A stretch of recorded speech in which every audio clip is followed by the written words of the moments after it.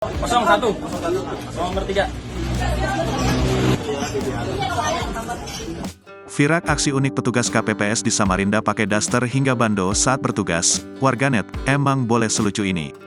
Beredar di media sosial sebuah video yang memperlihatkan petugas kelompok penyelenggara pemungutan suara atau KPPS memakai daster ala emak-emak saat pemungutan suara.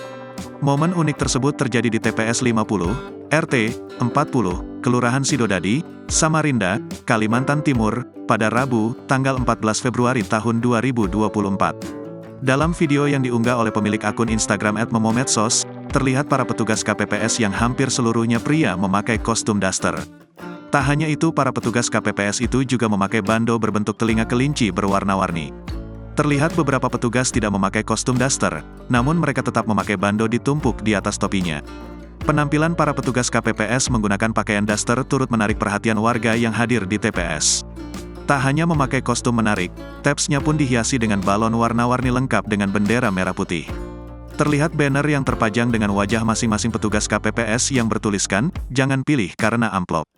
Terlihat pula dekorasi poster yang memperlihatkan masing-masing petugas KPPS yang dipajang di depan tenda. Unggahan tersebut pun sontak menarik perhatian warganet. Tak sedikit dari warganet yang turut terhibur dengan aksi petugas KPPS tersebut. Download Tribun X sekarang, menghadirkan lokal menjadi Indonesia.